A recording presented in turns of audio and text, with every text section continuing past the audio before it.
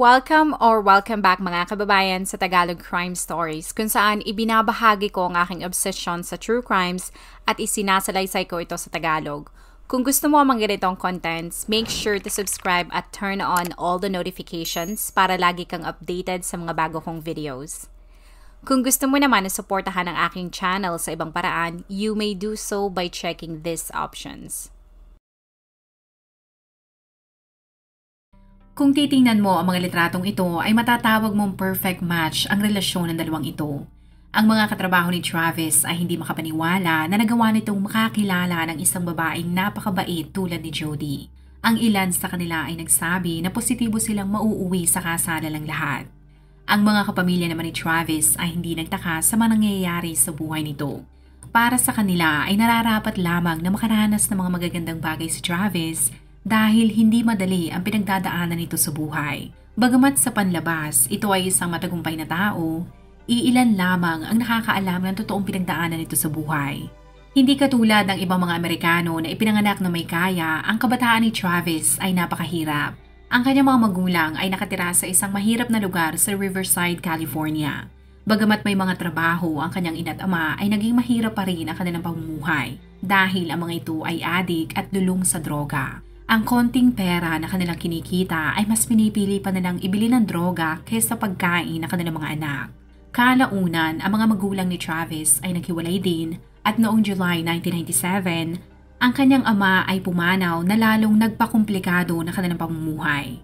Ang kanyang ina na drugista ay minsang natutulog ng 4 na araw, kaya sila magkakapatid ay nagtitiis na kumain ng noodles. Dahil sa takot, nagisingin nila ang kanilang ina.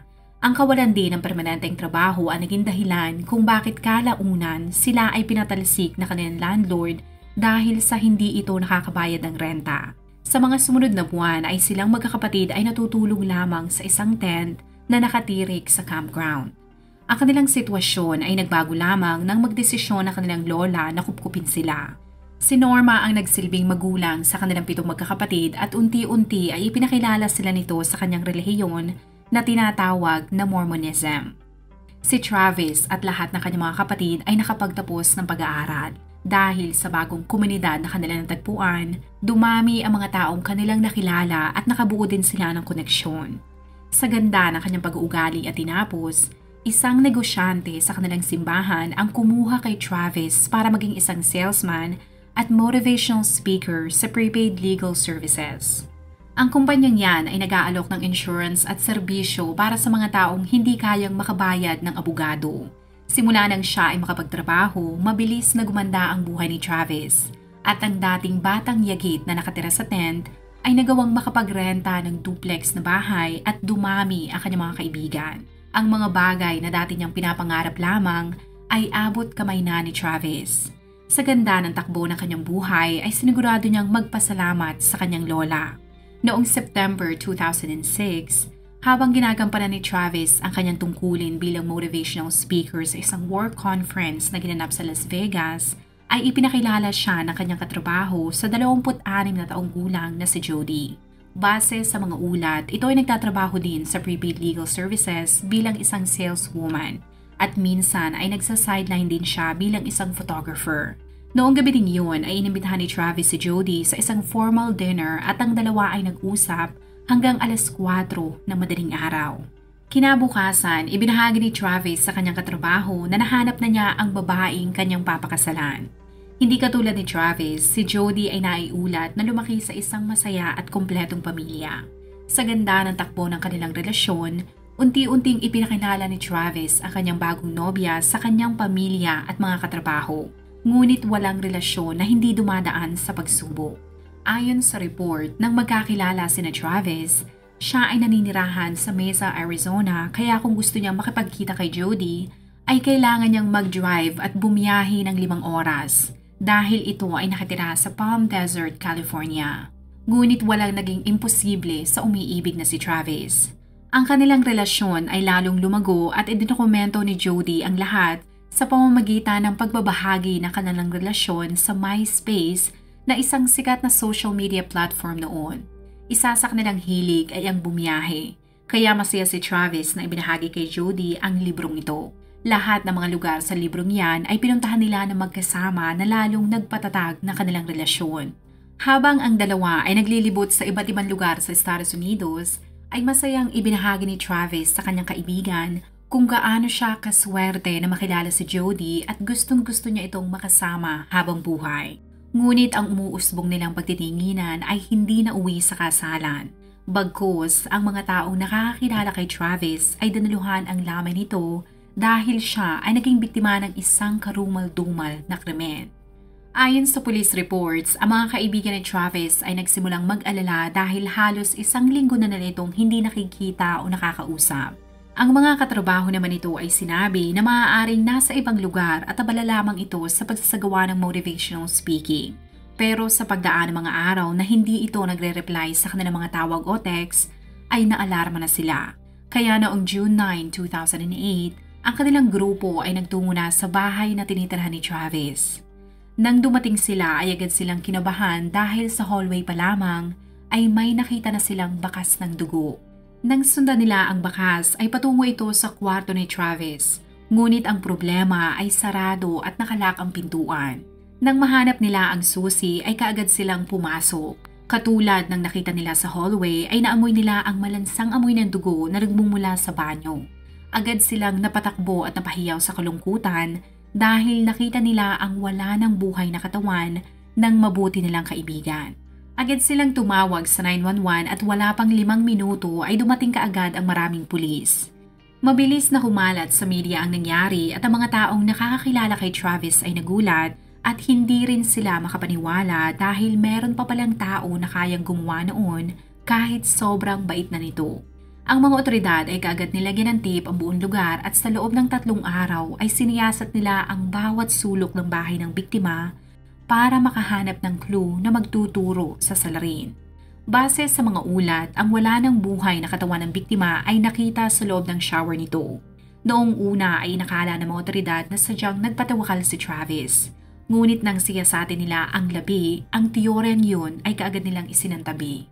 Ayon sa resulta ng autopsy report, kung sino man ang pumatay kay Travis ay tila galit na galit ang salarin dahil sa tindi ng sugat nito.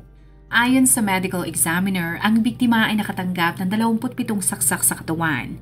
Meron din itong isang tama ng baril at ang malala, ang liig ni Travis ay ginilit din. Ngunit nilinaw ng eksperto na ang tumapos talaga sa buhay nito ay ang isang malalim na saksak sa dibdib nito na umabot sa kanyang puso. Habang nangyayari ang lamay, ang mga otoridad ay kaagad nag-imbestiga. Tahimik nilang kinuha ang bawat ebidensya na maaari nilang makalap sa bahay ng biktima. Pagkatapos maihatid sa huling himlayan si Travis, nagulat naman ang lahat dahil pagkalipas ng halos 1 buwan, inaresto ng mga otoridad si Jody at sinampahan ng kasong murder.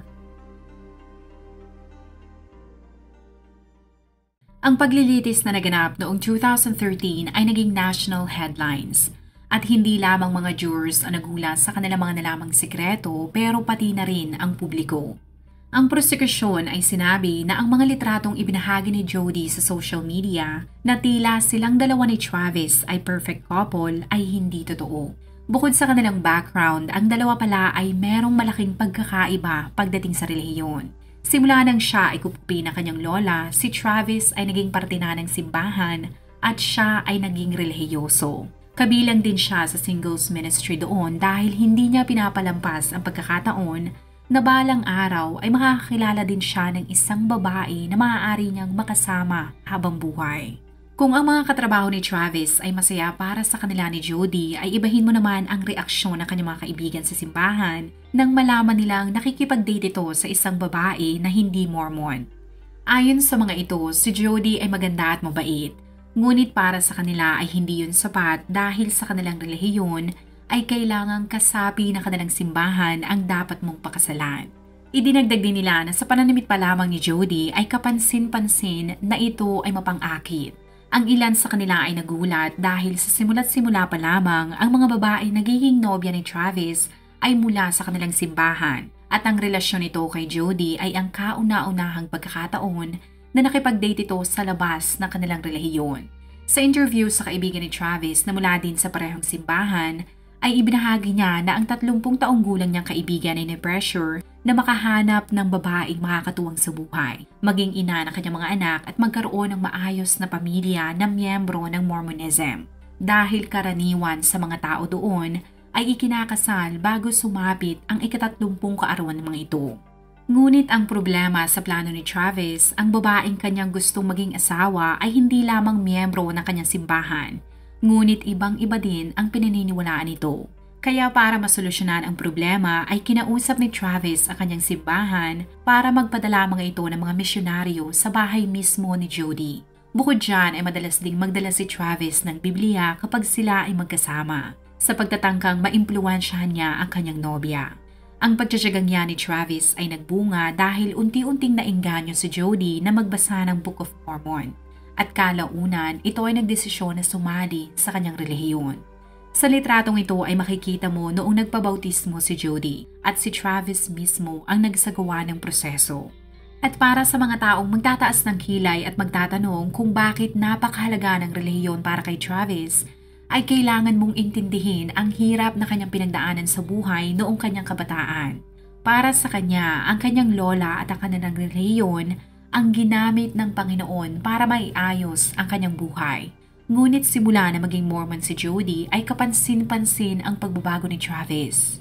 Isa ito sa mga videos kung saan makikita kung gaano kalapit sina Jody sa harap ng kanilang mga kaibigan sa simbahan. Kung yan ay normal lamang para sa iyo, para sa mga relihiyosong taong tulad ng mga kaibigan ni Travis, yan ay sinyalis na hindi lamang magkarelasyon ang dalawa. Ang ibig kong sabihin ay ang mga Mormon katulad ng ibang mga relihiyon na gumagamit ng Biblia ay naniniwala sa kautusan na dapat hindi ka makipagtalik bago kayo ikasal. Kaya nang makita nila kung gaano mag-PDA ang dalawa, malaki ang hinala nila na meron ng nangyayari sa mga ito. Sa diary ni Jody ay nabunyag na ang kanilang mga hinala ay totoo, na meron ng nangyayari sa mga ito sa loob mismo ng kwarto ni Travis. Lumalabas na ang dating masunurin sa Biblia at walang karanasan sa pakikipagtalik na si Travis ay nahumaling sa kamandag ni Jody. Ang kanilang pagiging pisikal ay nagpatuloy kahit nabautismuhan na si Jody. Ngunit kahit tila napupuna ng kanyang nobya ang lahat ng tawag ng kanyang laman, hindi pa rin maaalis sa isip ni Travis na ang ginagawa nila ay kasalanan sa mata ng Diyos. At lalo pa niya itong nararamdaman kung dumadalo siya sa kanyang singles ministry group kasama ang ibang mga lalaki sa kanilang simbahan. Sa dalas ng kanyang pagdalo sa singles ministry ay unti-unting nabago ang isip ni Travis. Naisip niya na kahit masaya siya kasama si Jody at naibibigay nito ang lahat ng gusto ng isang lalaki, ay hindi yun sapat para maitama ang mali. Kaya ang seryosong si Travis ay nag-alinlangan sa kanyang relasyon kay Jody at unti-unti siyang nagkaroon ng pagdududa na maaaring hindi ito ang babae para sa kanya. Kahit ang mga kaibigan ni Travis ay hayagan din sinasabi na hindi sila boto kay Jody dahil sa mga ikinikilos nito. Ayon sa kanilang kwento, si Jody ay hindi nahihiyang halikan sa leeg, sa labi, hawakan si Travis ng mahigpit sa harap nila. Sa madaling salita, hindi ito nahihiya na mag-PDA. Bukod sa issue na yan, ay ibinahagi nila na kahit nagde-date pa lamang ang dalawa ng ilang buwan, lumalabas na possessive si Jody kay Travis. Lagi nitong sinisigurado na alam niya ang pinupuntahan nito at kung sino ang mga kinakausap nito sa telepono, kaya agad nilang binalaan si Travis na mag-ingat dahil tila sobra ang pagiging clingy at possessive nito. Lalo pang nakadagdag sa kaparaningan ni Jody ang pagiging malayo niya kay Travis. Kaya kapag may pagkakataon na siya ay nakakapunta sa bahay ng kanyang nobyo, ay ina-access nito ang cellphone, laptop, pati ang email at social media ng kanyang nobyo. Ang kaibigan ni Travis ay makikita mong tumatawa sa clip na ito dahil nalaman niya na di umano'y nakatanggap si Jody ng isang email mula sa hindi nagpakilalang lalaki. Doon ay pinagbantaan nito ang buhay ni Jody. Nabanggit rin sa email na walang makakapagsalba dito dahil si Jody ay nasa California habang si Travis naman ay nasa Arizona. Sa halip na mag-alala ay tinawanan lamang niya ang sinabi ni Travis. Para sa kanya ay walang ibang lalaking umaaligid kay Jody. Dahil ang totoo talagang nagsulat ng email ay walang iba kundi si Jody mismo. Dahil ang gusto nito ay lumipat si Travis sa California para sila ay magkasama na. Bago magtapos ang araw na yon ay kinausap nilang mag-asawa si Travis sa kanilang bahay at sa pangalawang pagkakataon ay binalaan nila ito sa pag-uugali ni Jody. ngunit walang nagbago. Nagpatuloy ang relasyon ng dalawa sa loob ng ilang buwan. Hanggang isang araw ay nagbago ang ihip ng hangin at si Travis ay natauhan. Kung dati ay proud siya na nag-aalala at possessive sa kanya si Jody, ay napagtanto niyang hindi yun paninira. Sa halip, ang pagiging possessive ng isang tao sa kanyang karelasyon ay senyales ng isang unhealthy relationship. In short, red flag. Para sa kanya, ang obsesyon ni Jody ay nakakasakal na. Kaya para hindi na lumala ang lahat ay nakipaghiwalay siya dito noong June 2007. Ngunit sa halip na mag-move on ay ilang linggo pagkatapos nila maghiwalay, si Jody ay nagdesisyon na mag-alsabalutan. Dalhin ang mga gamit na maaari niyang madala at mula California ay nagtungo ito papuntang Mesa, Arizona, ang syudad kung saan nakatira ang kanyang ex. Nakahanap ito ng apartment na may layong 10 minuto sa tinitirhan ni Travis. Nang matapos niyang ayusin ang kanyang bagong apartment, kinontak niya si Travis para makipagbalikan. Ngunit ang kanyang ex-boyfriend ay tila ang tipo ng tao na kapag umayaw na sa isang bagay, ay wala na talagang balikan. Ngunit si Jody ay talagang matyaga at ayon sa mga kaibigan ni Travis, ito ay bigla-bigla na lamang na darating sa bahay nito sa pamamagitan ng paggamit ng key code na ibinigay sa kanya dati at minsan ay dumadaan pa ito sa doggy door. Para sa mga kaibigan ni Travis sa simbahan ay ginagawa nito ang lahat para alisin sa kanyang buhay si Jody.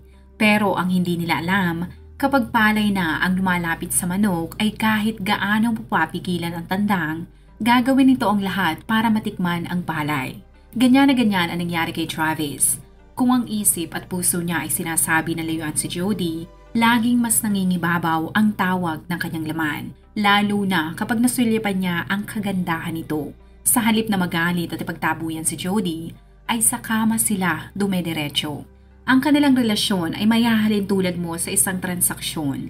Si Jody ay ang droga at si Travis ang drug user o drogista.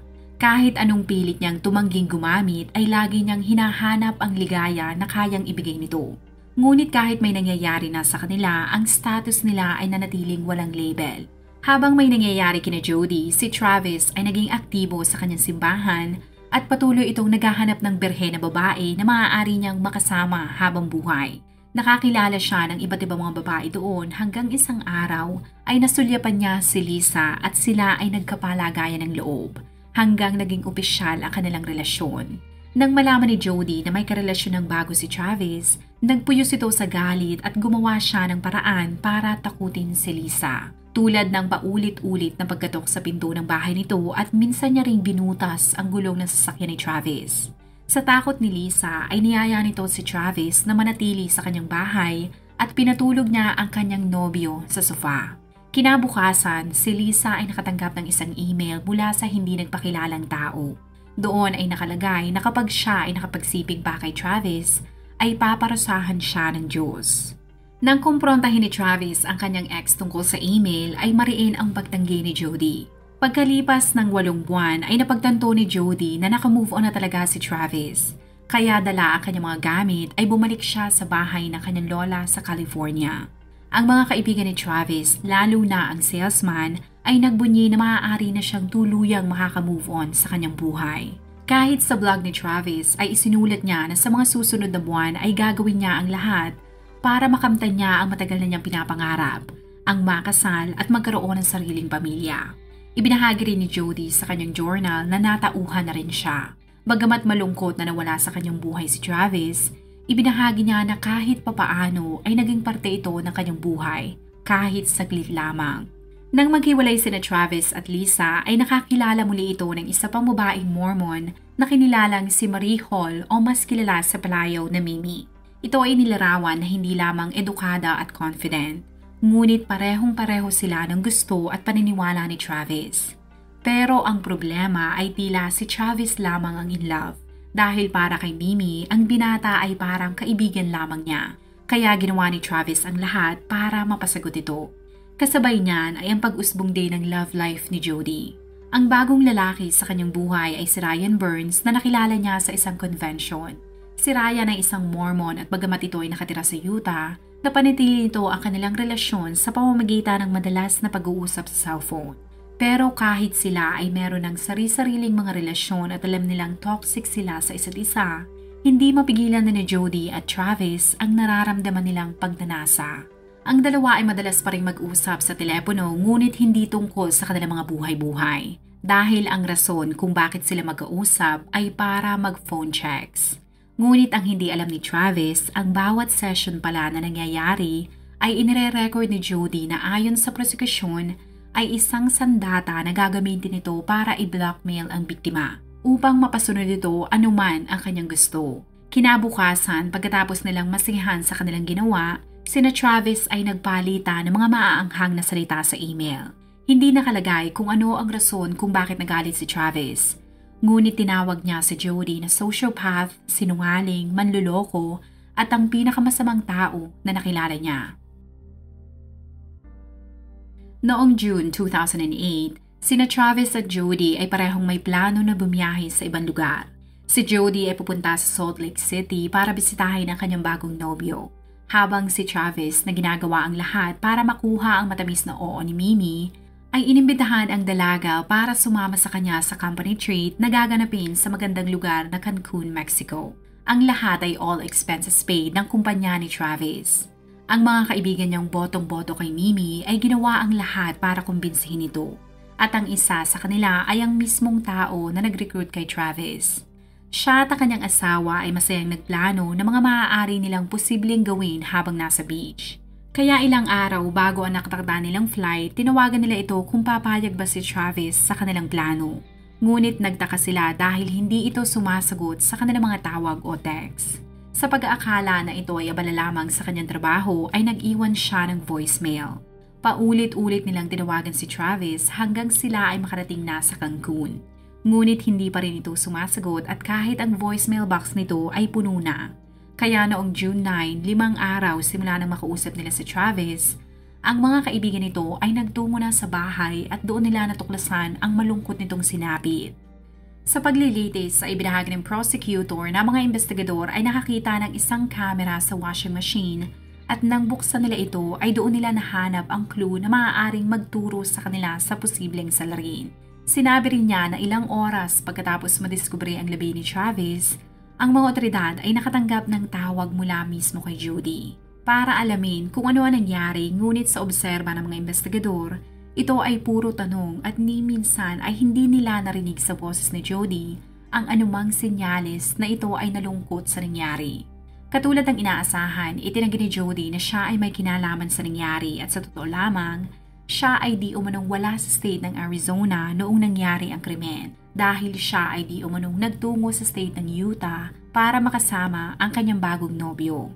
Para kay Jody, ang pagtawag niya sa mga investigador ay paraan upang maalis ang paghihinala ng mga ito sa kanya.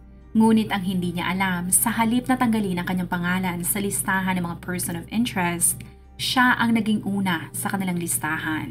Dinaluhan ni Jody ang burol at pagkatapos noon ay kusa siyang nagtungo sa presinto para ibigay ang kanyang DNA at fingerprint na makakatulong sa investigasyon dahil isa sa mga ebidensya na nakita sa pinangyarihan ng krimen ay ang isang palm print. Habang naghihintay ng resulta ng forensics, ang mga otoridad ay tiningnan ang memory card ng kamera. Ang mga litrato ay kinuha noong June 4, isang araw bago patayin si Travis. Doon ay natuklasan nila na nagsinungaling si Jody dahil sa mga litrato ay makikita na silang dalawa ni Travis ay nasa banyo ilang oras bago ito patayin. Sa kanilang obserba ay sa pagtagal nilang tinitingnan ang mga litrato ay tila si Travis na lamang ang kinukuhanan ng litrato. Ayon sa mga otoridad, ito ang maaaring huling litrato ng biktima bago ito patayin. Ang mas nakakagulat ay sinabi ng mga investigador na habang pinapatay ang salesman, ay nahulog ang kamera at aksidente nitong nakunan ang likod ni Travis na puno ng dugo. Ang mga otoridad ay sigurado na si Jody nga ang suspect na kanilang hinahanap. Pero para makasigurado na hindi na ito makakatanggi, ay hinintay nila ang resulta ng forensics sa DNA at palm prints. At ang kanilang paghihintay ay nagbunga. Pagkalipas ng isang buwan, ang mga dugo na nakita sa loob ng bahay ay kumpirmadong kina Jody at Travis. Kinumpirma din ng forensic team na walang ibang DNA sa loob ng bahay. Ang mga otoridad sa California ay kaagad inaresto si Jody at nang maproseso ang extradition, idiniretso ito sa Arizona para questionin. Doon ay tinanong ng mga otoridad kung nasaan ba talaga siya noong araw na pinatay si Travis. At katulad ng nauna niyang salaysay, sinabi ni Jody na bumiyahe siya patungong Utah ngunit siya ay naligaw. Sinabi ni Jody na hindi niya alam ang sakto niyang lokasyon dahil naubos ang battery ng kanyang cellphone. Ang kanyang nobyo noon na si Ryan Burns ay sinabi na nakita niya si Jody noong June 5, pero ibang-iba na ang itsura nito. Ang dati nitong blonde na buhok ay naging brown na. Ayon kay Ryan ay buong araw noong June 5 ay magkasama sila. Ang mga investigador ay hindi naman naging kontento dahil merong isang araw na hindi maipaliwanag si Jody kung nasaan siya. Sa video na ito ay mapapansin mong napapagod na si Jody sa katatanong sa kanya ng detective. Pero hindi lamang siya ang nakakaramdam niyan dahil kahit ang investigador ay nauumay na rin sa paulit-ulit niyang pagtanggi. Kaya nang walang resulta ang interrogation, ginamit na nito ang mga litrato na nakita nila sa memory card ng camera. Ngunit kahit ano pa atang ebidensya ang ipakita niya ay hindi talaga natitinag si Jody at lagi nitong itinatanggi na siya ang pumatay kay Travis. Pero ang kanyang mga palusot ay hindi umubra sa detective. Habang hinihintay nilang formal na kasuhan si Jody, iniwan niya ito sa interrogation room at nagulat ang lahat sa ikinilos nito. Si Jody ay nag-unat na parang isang yoga pose, kumanta at nag-headstand din ito. Maririnig rin na sinabi niya na sana siya ay naglagay ng makeup bago kunin ang kanyang mugshot para maganda at presentable siyang tingnan kapag kumalat ang kanyang litrato sa internet at telebisyon. Pagkatapos makuha ang mugshot ni Jody, kinabukasan nang isalang muli siya sa interrogation ay nag-iba na naman ang istorya nito. Ang detective ay hindi makapaniwala sa kasinungalingan nitong taglay, pero hindi siya nagpahalata. Sa halip ay pinakinggan niya ang mga sinabi ni Jody dahil maaari nilang magamit yun laban dito. Sa pagkakataon na ito ay sinabi ni Jody na dahil siya ay naligaw, nagdesisyon siyang magtungo na lamang sa bahay ni Travis sa Arizona at dumating siya doon na gabi ng June 4. May nangyari sa kanilang dalawa at nang matapos, si Travis ay nagtungo sa banyo para mag-shower. Sinundan niya ito at dala ang kamera ay kinuna niya ng litrato si Travis. Ayon kay Jody, habang abala siya sa pagkuha ng mga litrato, ay di umanong bigla na lamang merong umatake sa kanya na naging dahilan kung bakit nalaglag ang kamera at nawalan siya ng malay ng ilang minuto. Nang magising ay di umanong narinig niya ang malakas na sigaw ni Travis at putok ng isang baril. Sinabi niya sa detective na merong 2 tao na pumasok sa bahay ni Travis at base sa boses, ito ay isang babae at lalaki. Ang dalawa ay nakasuot ng itim na maskara pero sigurado siya na ang salarin ay mga white American. Nang tanungin kung bakit siya hindi pinatay ng mga suspect ay umiiyak na sinabi ni Jody na hindi daw siya ang target at pakay ng mga ito. Pero pagkatapos ng ilang segundo ay sinabi naman niya na nakipaglaban siya sa mga ito. Ngunit nakakalito ang kanyang mga salaysay dahil hindi malinaw kung ano ba talaga ang hawak ng mga salarin, kung kutsilyo ba o baril. Sa kwento ni Jody ay sinabi niya na tinangka niyang iligtas si Travis. Pero sa lala ng natamo nitong mga sugat ay kaagad itong binawian ng buhay. Ayon kay Jody, sa huli ay pinalaya din siya ng 2 salarin. Ngunit pinagbantaan siya ng mga ito na kapag nagsuplong siya sa mga otoridad ay hindi lamang siya babalikan ng mga ito, ngunit pati na rin ang kanyang pamilya. Kaya sakay ng kanyang sasakyan, siya ay di umanong bumiyahe patungong Utah. Nag-enjoy ng isang araw kasama ang kanyang nobyo at pagkatapos ay bumalik siya sa California na walang pinagsasabihan sa nangyari. Ngunit lingid sa kaalaman ni Jody, ang kinakausap niyang detective ay batikan at ni isang salita sa bagong bersyon ng kanyang istorya ay hindi nito pinaniwalaan. Sa paglilitis na naganap noong 2013, ang dating mapang-akit na si Jody ay humarap sa korte na tila mukhang isang librarian.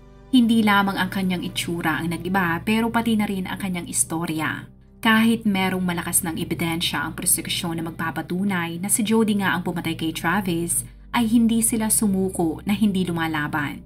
Ang taktika ng kampo ni Jody sa paglilitis ay sirain ang reputasyon ng biktima at isiwalat ang di umanong totoong pagkatao nito na hindi ipinapakita sa ibang tao. Sa mismong trial, ang nasasakdal na si Jody ay tumestigo at sa witness stand ay sinabi niya na pinatay nga niya si Travis. Pero para ipagtanggol lamang ang kanyang sarili. Ibig sabihin, di umanong self-defense ang nangyari. Sa loob ng korte ay binahagi niya na siya ay inabuso ni Travis at lumaban lamang siya. Ang kanyang abogado ay ginawa ang lahat para kumbinsihin ang jury na ang biktima talaga sa nangyari ay si Jody at ang demonyo ay si Travis. Tinawag na lang ipokrito ang biktima. Ito ay malaanghel kapag nasa simbahan pero kung kasama niya si Jody, ito ay parang isang adik pagdating sa pakikipagtalik. At upang makumbinsi ang jury pati na ang mga tao sa loob ng korte, ay ipinarinig ng kampo ni Jody ang recording ng mainit nilang phone checks. At kung hindi pa sapat yan para dungisan ang reputasyon nito, ibinahagi din ni Jody na sa loob ng 5 buwan nilang relasyon ni Travis, ay sinaktan siya nito ng 5 beses. At ang malala ay sinabi rin niya na minsan niyang nahuli si Travis na pinapaligaya ang sarili sa harap ng litrato ng isang batang lalaki. Ibig sabihin, bukod sa pagiging adik sa pakikipag-check, bayolente, si Travis ay di umanong isa ring pido-dido. Ngunit ang kanyang bersyon ng pangyayari at kahit ano pang mga kadramahan na sabihin ni Jody sa korte, ang kanyang mga sinabi ay hindi ka panipiniwala dahil sumasalungat ito sa resulta ng forensics. Bukod dyan, ang kanyang kampo ay walang ibang taong iniharap na makakapagpatunay na siya ay talagang inabuso ni Travis. Para sa prosekusyon, si Jody ay mapangmanipula at sinungaling. Sa teorya nila ay wala talaga itong balak na pumunta sa Utah dahil ang pakay talaga nito ay magtungo at patayin si Travis sa mismong bahay nito sa Arizona noong June 4. Bago siya bumiyahe ay ninakaw muna niya ang baril sa bahay ng kanyang lola. At para makaiwas na makuna ng CCTV sa mga gas station, humiram siya ng 2 galon ng gas sa dati niyang nobyo na taga-California din.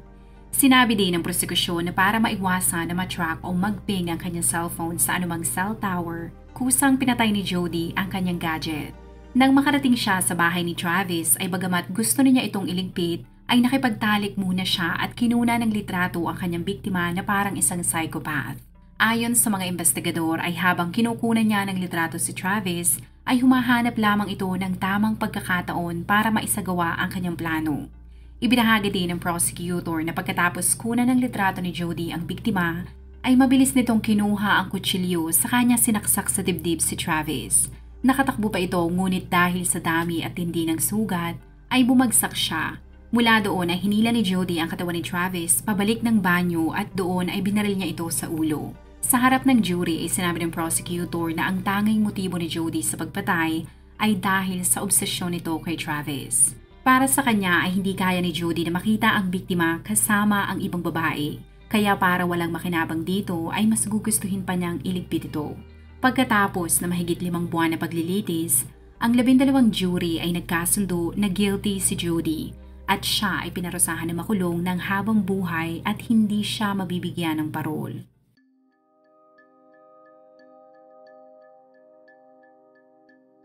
Naiulat na si Jody ay isang model prisoner.